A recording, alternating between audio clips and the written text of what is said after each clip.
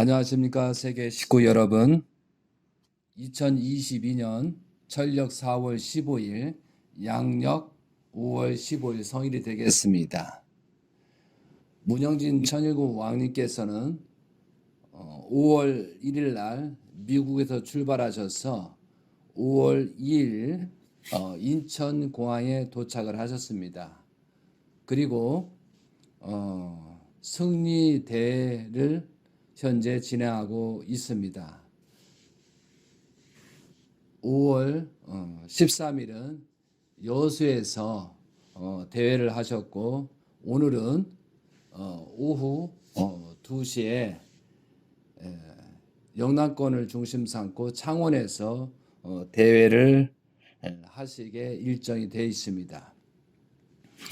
오늘도 마찬가지로 말씀의 제목을 문영진 천일국 왕님 승리보고대 2라는 제목을 가지고 여러분과 함께하는 시간을 갖도록 하겠습니다. 여러분도 성경에 보시면 알겠지만 아모스 3장 7절 내용을 보면은 하나님께서 먼저 행하시기 전에 종들에게, 많은 선지자들에게 먼저 말씀을 하시고 행하신다고 말씀이 되어 있습니다. 하나님께서는 먼저 말씀을 하시고 창조를 하셨습니다. 창세기 1장에 보더라도 태초에 하나님이 천지를 창조하시리라 하시면서 창조 역사를 벌린 것입니다. 그래서 우리들은 세상에 살면서 우연처럼 오지만 필연적인 내용이 있습니다. 아담이 창조되는 과정, 예수님께서 오시는 과정, 문선명 재림주 예수님께서 오시는 과정이 그 시대와 시기가 하나님이 역사하는 것처럼 하나님의 역사대로 태어날 때부터 모든 섭리가 정해진 때가 있다는 거죠. 그와 마찬가지로 대신자이신 문영진 천일국 왕님께서도 태어나면서부터 하나님이 역사 속에서 또한 30세에 2008년도 4월 18일, 2009년도 1월 30일 만왕의 왕 하나님 해방권 대관식, 그 다음에 2008년도 철력 3월 13일, 양력 4월 18일 날 대신자에게 천명을 하시는, 그리고 모든 것이 이 두 아들, 딸을 중심 삼고 섭리가 진행되라는 그런 축도에 재림 예수님께서 말씀하십니다. 그 시기와 때는 하나님께서 정해주시고 그 때를 중심 삼고 섭리가 시작되는 것입니다. 그러면 오늘은 천일국 왕님 관련돼서 잠깐 소개를 드리겠습니다. 그러면은 우리가 재림주가 언제 태어나느냐, 또한 창조 역사를 보면은 6단계 때 창조의 첫째 날, 둘째 날, 셋째 날, 넷째 날 있지 않습니까? 창세기는 첫째 날 빛이 만드시고, 그것은 밤의 하나님, 낮의 하나님, 하나님께서 창조를 시작했다. 두 번째가 물을, 궁창의 위의 물과 궁창의 아래 물을 나누시고, 또한 물을 나누었다 그랬잖아. 그래서 창조가 시작된 물로 근본을 잡고 창조가 무형에서 유형으로 물질을 창조하는, 이것이 둘째 날입니다. 그리고 지구를 창조하고 식물을 창조한 것이 셋째 날이고, 넷째 날에는 광명체, 이 우주를 창조했습니다. 태양과 달을. 그리고 다섯째 날에는 무엇을 창조하셨어요? 여러분 잘 알고 계시지만 먼저 물고기를 창조하시고, 그 다음에 날아가는 새, 공주에 있는 새를 창조하시고 생육하고 번성하라 하라고 축복을 해주십니다. 그리고 여섯 번째 날 6단계에서는 짐승들, 땅에 있는 짐승자도 맨 마지막에 인간을 창조하십니다. 그런데 하나님의 형상대로 남자와 여자를 창조하시고라고 되어 있거든요. 그게 하나님의 형상이 남자와 여자의 창조하는 합성 일치화되는 거죠. 그리고 생육하고 번성하고 만물을 주관하라 하는 것처럼 하나님께서는 그 때가 있다는 거죠. 그것이 뭐냐면 성경에 말하는 첫째 날, 둘째 날, 셋째 날, 셋째는 창조의 발전 단계대로 1단계 창조 과정, 2단계 창조 과정, 그렇게 순서가 진행됐다는 거죠. 발전적인 단계로 창조했다. 그리고 맨 마지막 6단계 마지막 때 인간을 창조했다는 거죠. 그리고 7단계에서는 일곱째 날을 안식을 하시다라고 창세기에 나옵니다. 그것처럼 예수님의 출생부터 모든 섭리가 하나님 뜻대로 그 시기가 있는 것처럼 문선명 재림 예수님도 언제 태어나서 어떠한 일을 하시고 또한 축복을 시키시고 또한 인류 구원 역사를 펼치시고 또한 사탄의 정체를 밝히시고 그리고 마지막 때는 대신자한테 인수인계를 한다는 뜻입니다. 그런 내용들이 성경에 나타나고 있는 것이 지난 시간에 말씀한 내용이다 이거죠. 그리고 지금 2013년도를부터 중심 삼고 대신자 3대 왕권을 중심 삼고 지금 섭리가 진행되고 있다는 사실입니다. 그래서 하나님의 축복으로 말미암아 천일공 왕님께서 지금 한국에서 5월 1일 날 오셔서 여러 곳을 다니면서 정성의 조건을 세우시고 잘못된 모든 것을 새롭게 정리하고 그런 말씀으로 마지막 기회라고 하시면서 지금 순례를 하고 대회를 하시고 계십니다. 이 말씀을 듣고 여러분은 어떻게 생각하십니까? 그렇지만 하나님의 섭리의 뜻대로 문영진 천일공 왕님께서 지금 섭리를 진행하고 있다는 거죠.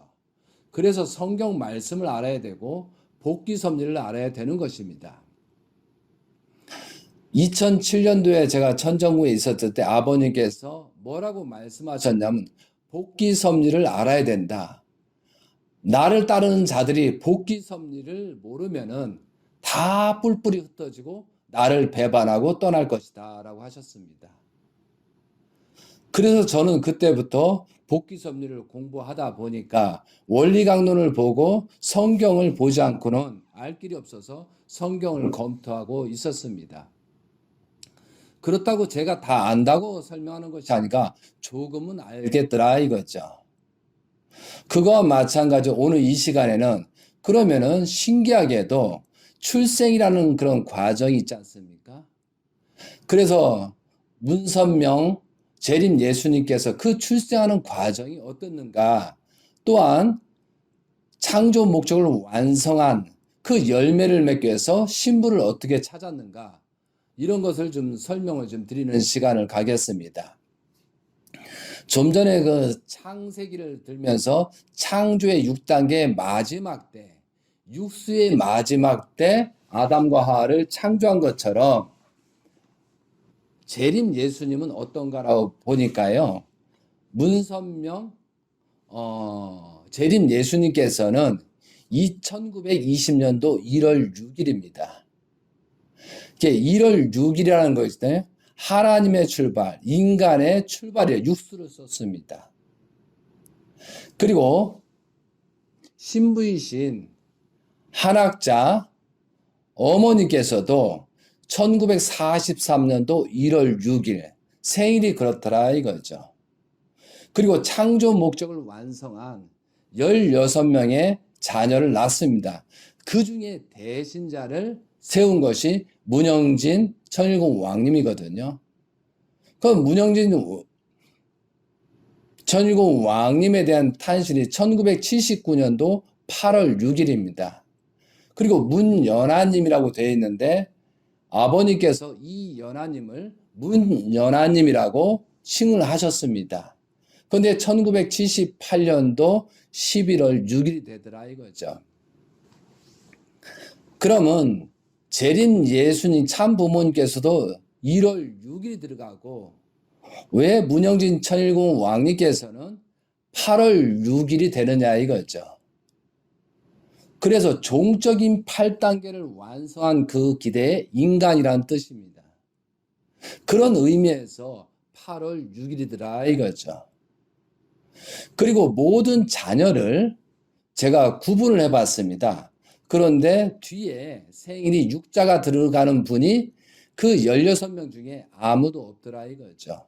오로지 문영진 천일공 왕님만 6자라는 8월 6일이라는 그런 생일 출생일이 되더라 이거죠.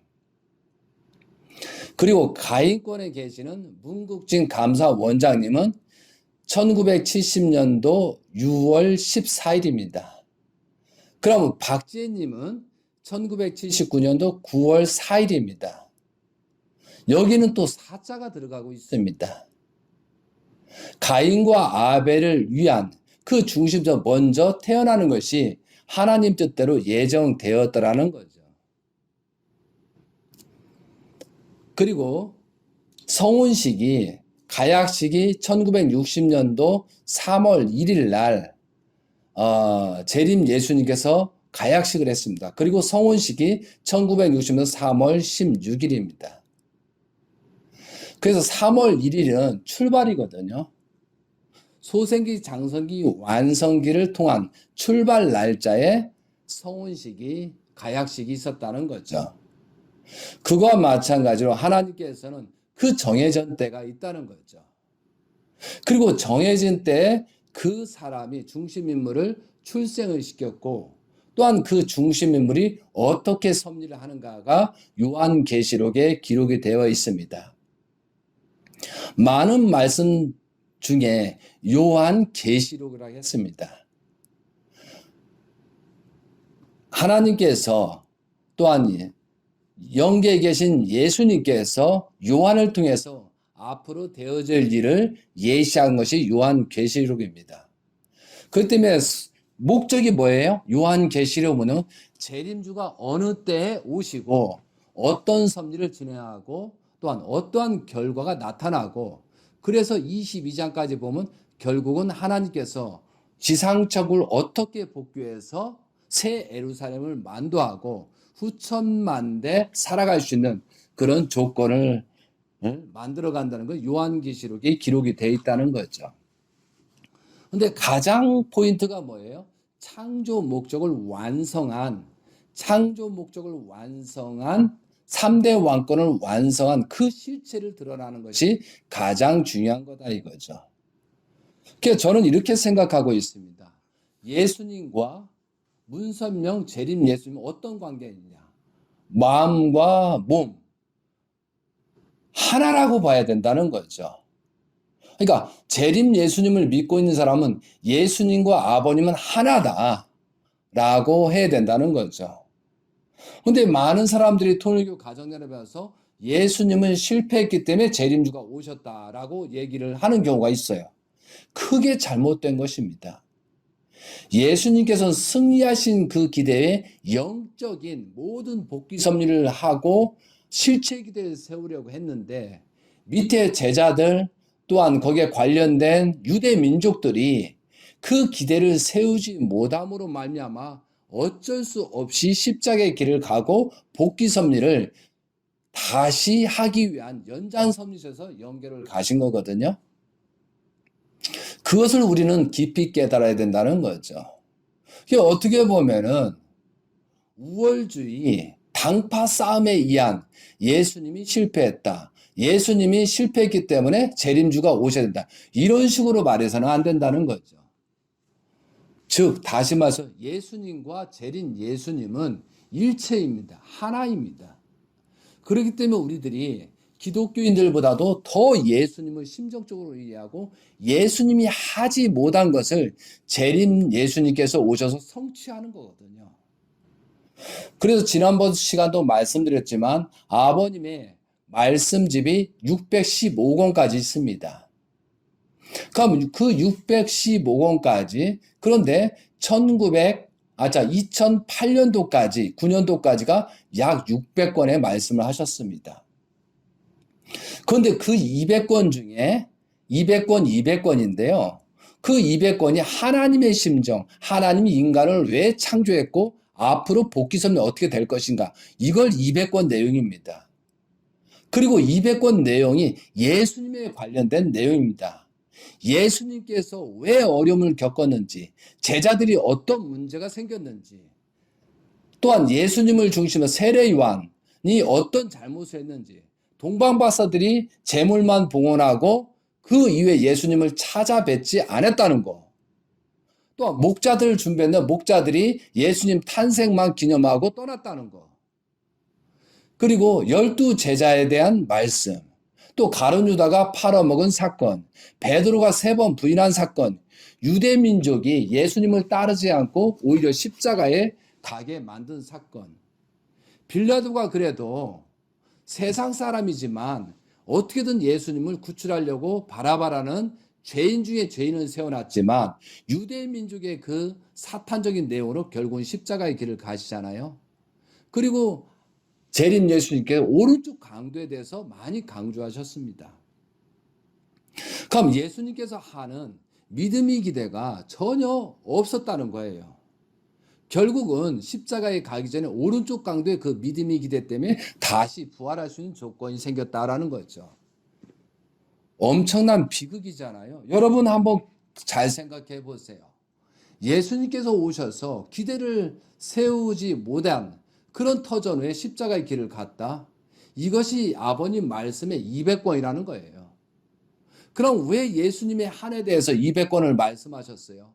그걸 보고 너희들은 재림주를 똑바로 모시고 이런 일이 생기지 않도록 그런 조건을 세우라고 말씀하신 거다 이거죠. 그리고 나머지 200권은 새로운 말씀과 타락론, 사탄의 실체를 드러내고 앞으로 되어질 내용을 말씀하신 거예요. 이것이 말씀주 600권이라는 거죠.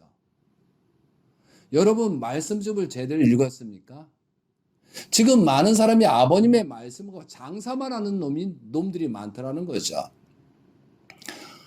기독교인들이, 목자들이 먹고 의식주를 위한 설교나 현재 지금 우리들의 정체성을 한번 돌아보자 이거죠. 예수님이 십자가에 간 이후에 그들은 깨달아서 다시 복귀돼서 섭리를 진행했잖아요. 자, 문선명 천진 참 부모님께서 기원절을 맞아야 된다고 했습니다. 그런데 한 사람도 데려갈 자라고 했어요. 마지막 유언인데 원리 본체는 3,600명, 31교 승리해서 같이 가자. 그런데 결국은 이것마저 안 되잖아요. 그리고 믿음의 기대, 실체의 기대를 세우지 못하잖아요. 그럼 하나님께서 어떤 목적이 있었다는 거죠. 그러므로 말미암아 그 목적을 성취하기 위해서 성화할 수밖에 없었다는 거죠.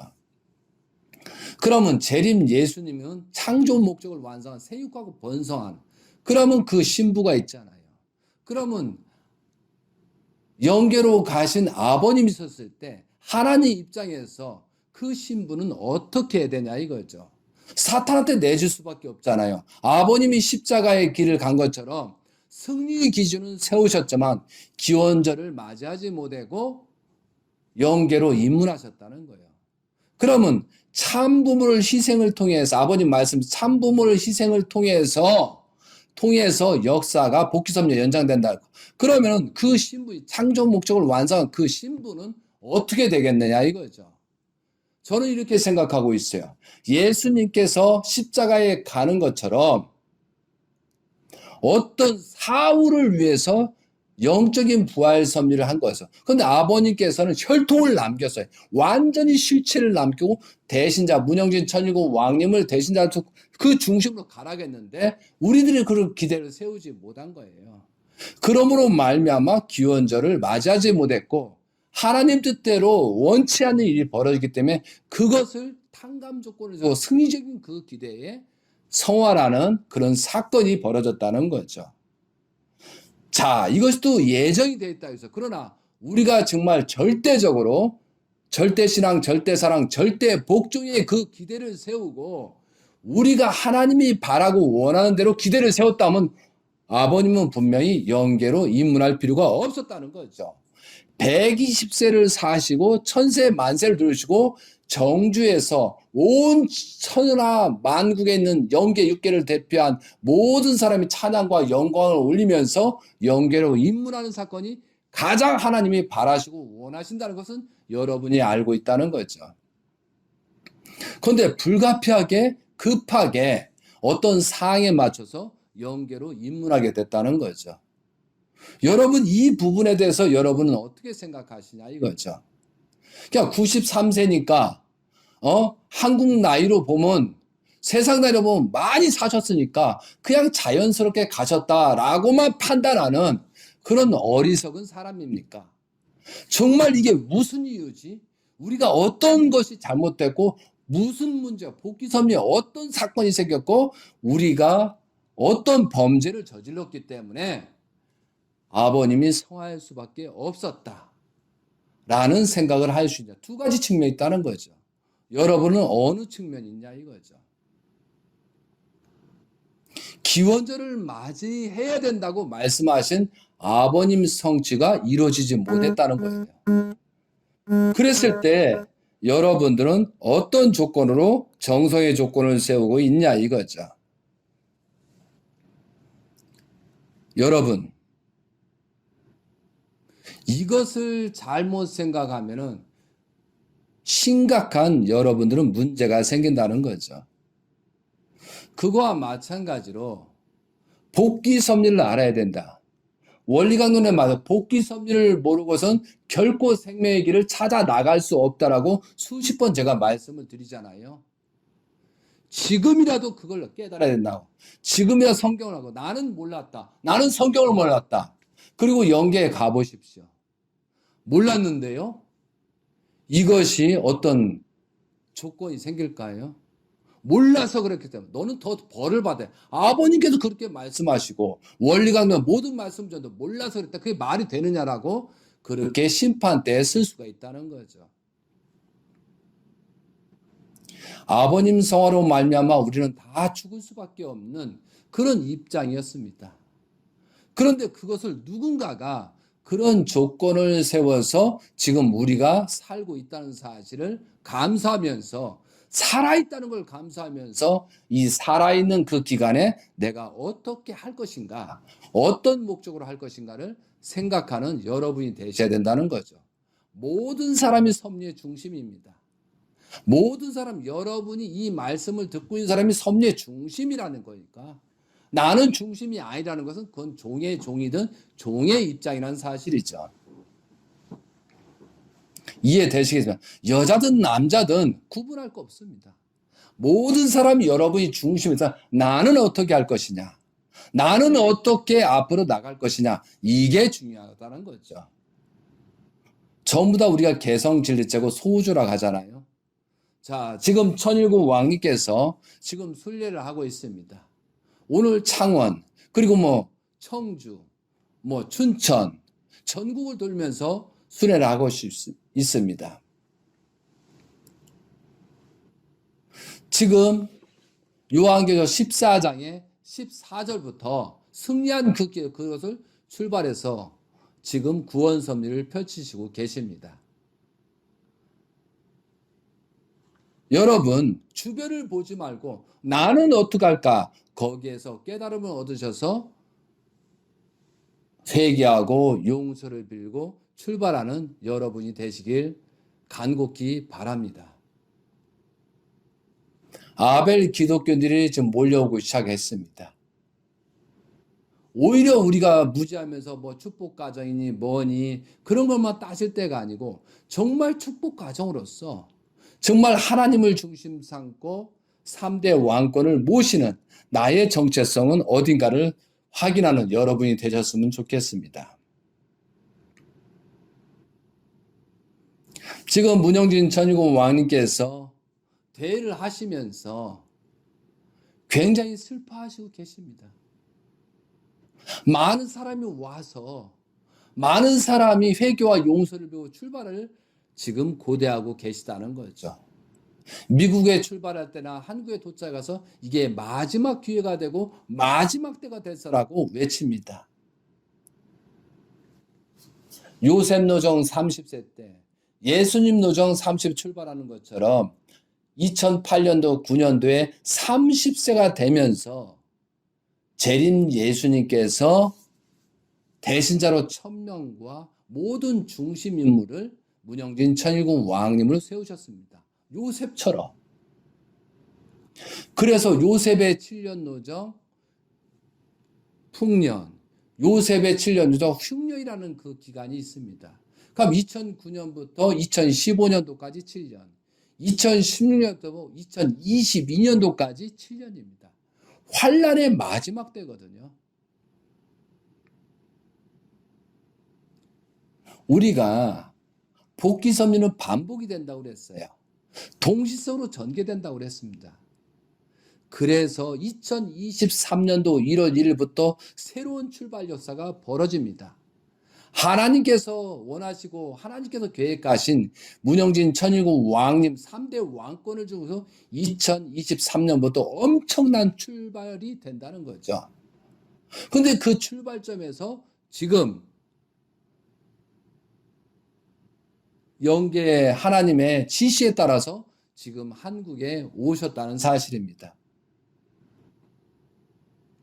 말로만 믿고 나는 뭐 형제님을 사랑합니다, 뭐합니다 하면서 말로만 하면서 뒷방에서 카톡만 하고 그런 사람들 나중에 어떻게 될지 모르겠어요.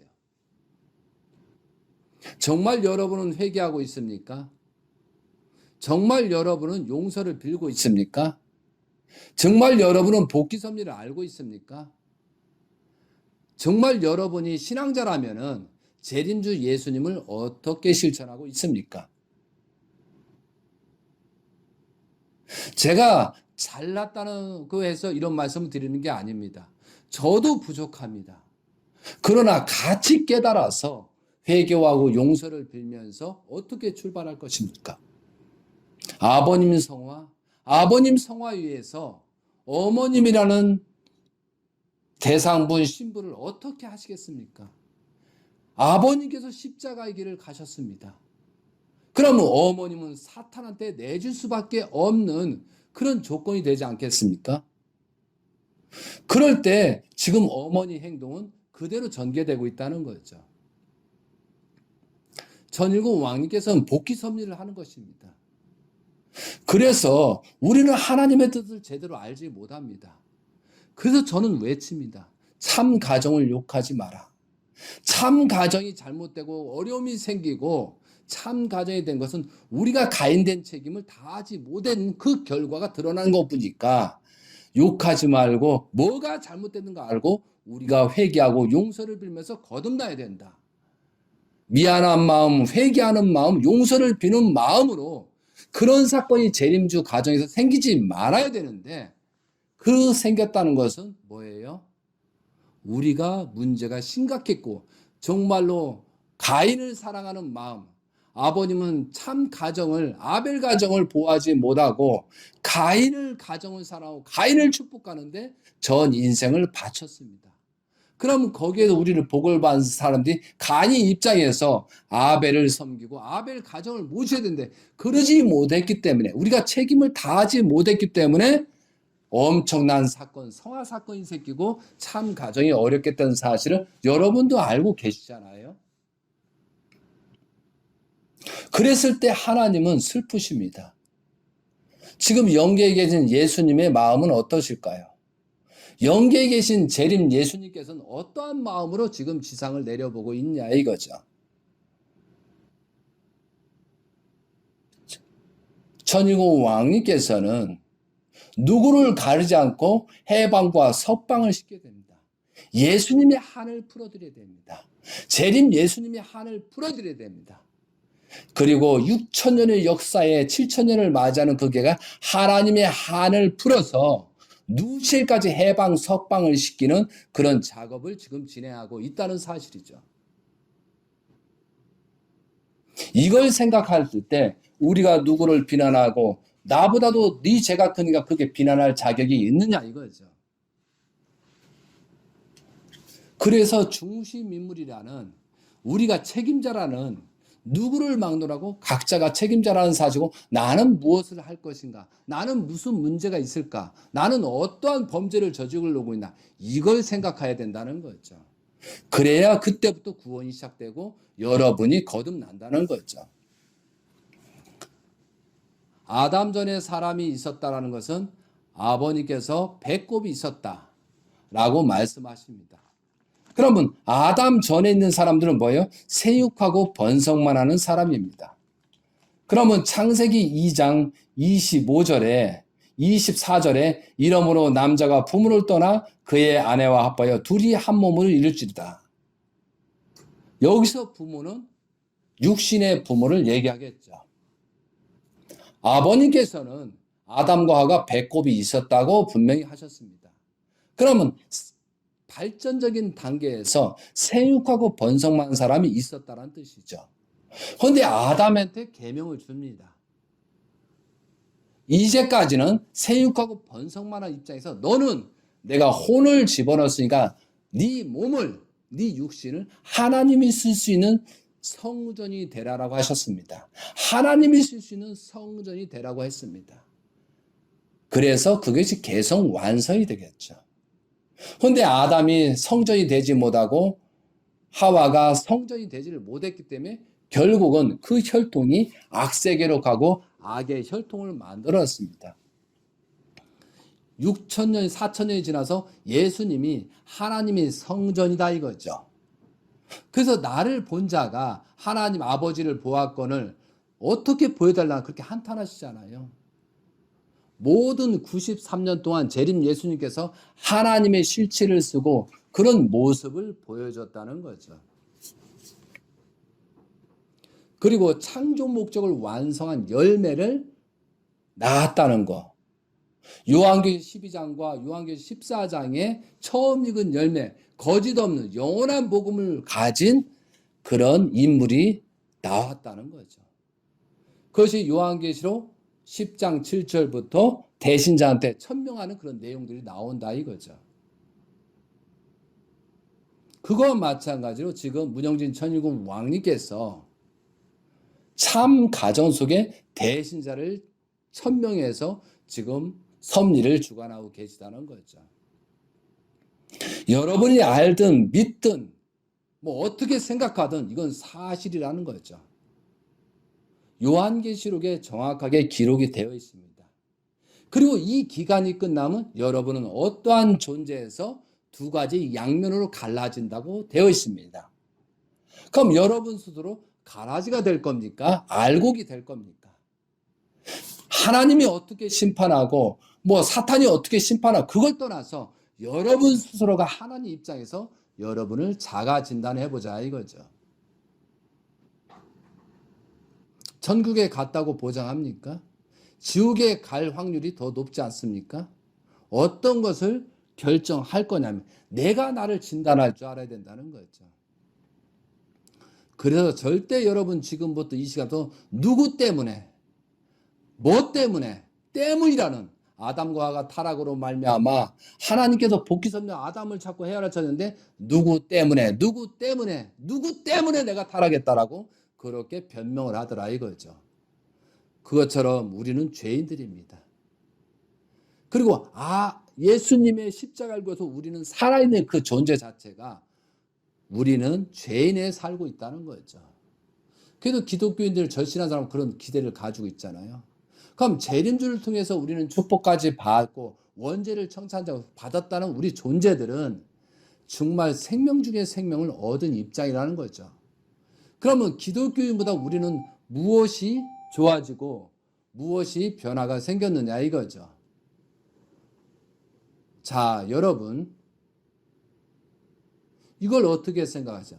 그래서 죽고 사는 문제는 여러분이 해야 된다는 거죠.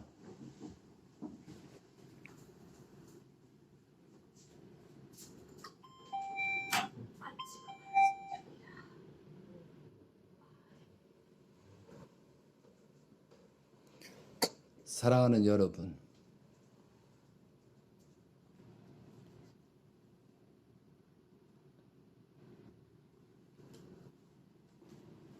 현재 우리가 실체의 기대를 세우고 있는 입장입니다. 우리가 어떠한 존재로서 살아가야 되느냐, 우리가 어떠한 존재로서 지금 회개하고 용서를 출발하냐, 굉장히 우리는 기로에 세워 있습니다. 좀 전에도 말씀드렸죠? 심판 마지막 때입니다. 2020인들은 죽고 사는 문제가 걸려져 있습니다. 죽고 사는 문제를 위해서 하나님의 심정을 깨닫고 우리가 회개하고 용서를 빌고 출발하는 여러분이 되십니다. 지금 문영진 천일공 왕님께서 승리 보고 대회를 하고 계십니다. 누구의 환경을 보지 말고 여러분은 참석하시고 또한 새롭게 거듭나시고 또한 종족의 왕과 왕비로서 축복 가정으로서 천일국 백성으로서 살아가시는 여러분이 되시길 간절히 기원드리겠습니다. 그리고 기도하십시오. 그리고 무지한 것을 한탄하십시오. 나중에 이 시간이 지나면 돌아오지 않습니다. 그리고 섭리는 하나님의 섭리는 진행되고 있다는 사실을 여러분이 아셨으면 좋겠습니다. 그래서 여러분들이 그런 기대를 세워서 승리하신 여러분이 되시기 바랍니다. 하나님께서는 끝까지 구원하려고 합니다. 그렇지만 내가 무지하거나 내가 그 섭리를 깨닫지 않으면 죽음으로 갈 수밖에 없습니다. 양단의 결정을 할 수밖에 없는 그런 시대적인 입장이 있다는 사실을 아시기 바랍니다. 사랑하는 세계 식구 여러분, 지금은 굉장한 격동기입니다.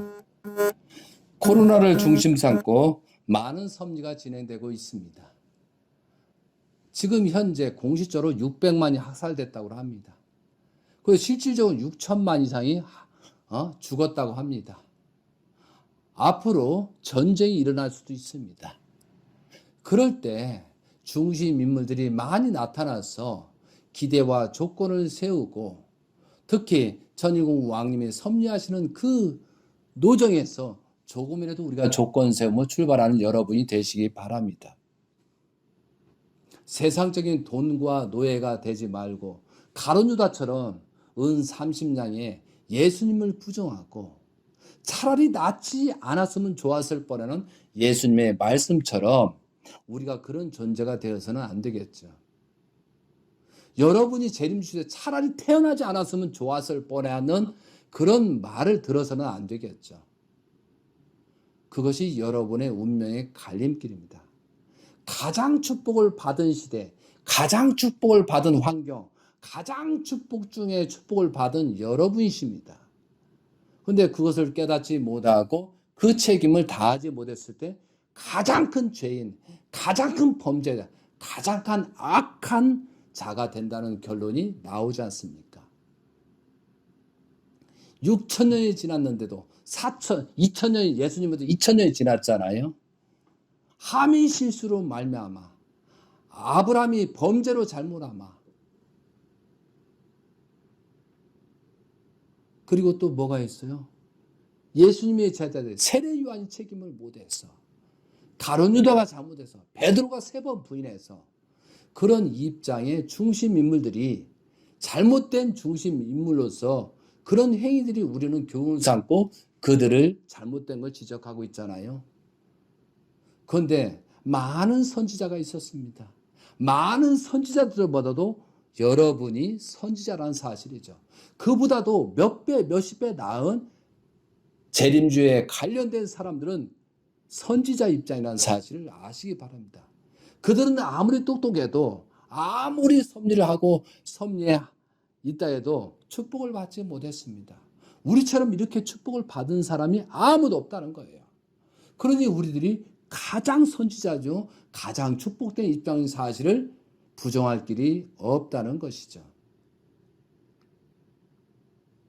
그런데 많은 선지자들이 실패한 내용, 많은 중심인물이 실패한 내용들을 우리는 공부를 했습니다. 가장 축복받은 현 시대를 살고 있는 여러분들이 지금 무엇을 어떻게 하고 있냐 이거죠. 의식주에서 먹고 살고 의식주에서 자식을 기른들 그 자식이 도둑놈이 되고 강도가 되지 하나님 뜻대로 살아가는 사람이 되지 않을 것이다 이거죠.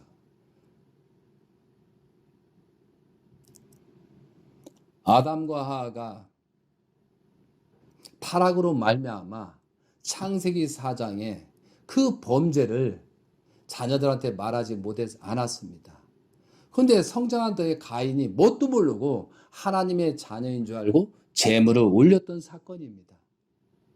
만약에 아담과 하와가 타락한 내용을 자녀들한테 얘기하고 미안한 마음으로 자녀를 양육하고 교육했더라면 절대 가인이 제물을 올리지 않았을 것이다 이거죠.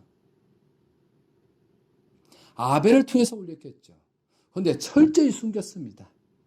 결국은 가인이 제물을 올릴 때 그 사건, 누시의 혈통이라는 사실을 안 순간부터 누시의 역사에서 아벨을 쳐 죽이는 사건이 벌어지잖아요. 이것이 아담 가정의 비극이고 비극 역사입니다. 여러분이 지금 재림주 시대를 살고 있고 3대 왕권 시대를 살고 있는데 내가 또 축복받고 그런 입장에서 우리가 탈선하고 어떤 입장이 벌어졌다? 회개하고 용서를 빌지 않고 가죠. 어떤 결과가 생긴다는 것은 여러분이 짐작을 하시기 바랍니다. 엄청난 비극의 역사가 벌어진다는 사실을 알고 특히 회개하고 용서를 빌고 그런 분들은 거듭나시기 바랍니다. 숨길 수가 없습니다. 이제 영계가 열립니다. 저도 느낍니다. 영계가 계속 열리고 있습니다. 하나님의 역사도 있지만 사탄들의 역사도 있다는 거죠.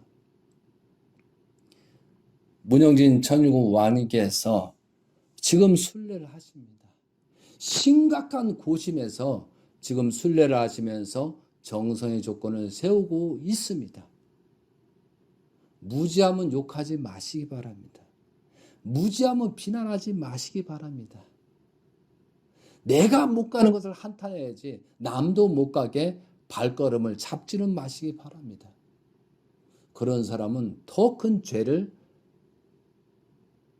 탕감 조건을 세워야 되겠죠.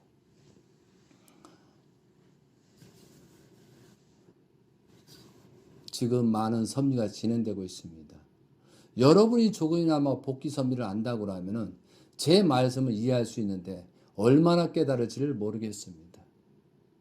회개와 용서를 비는 마음으로 새롭게 거듭나시고 마음의 양심을 가지고 본심을 가지고 행동하시는 의를 찾아가시는 여러분이 되시길 바랍니다. 하나님께서는 모든 것을 다 해주시고 하나님께서는 여러분을 구출하기 위해서 문영진 천일국 왕님을 이 땅에 섭리를 진행하고 계십니다. 그런 마음으로 회개와 용서를 빌고 출발하는 여러분이 되시기를 빌고서 이상으로도 문영진 천일국 왕님 승리 보고대회 2라는 제목을 가지고 말씀을 마치도록 하겠습니다. 하나님께서 사랑하시고 여러분이 회개와 용서를 빌고 다시 거듭나시는 여러분이 되기를 빌면서 말씀을 마치도록 하겠습니다. 아주 감사합니다.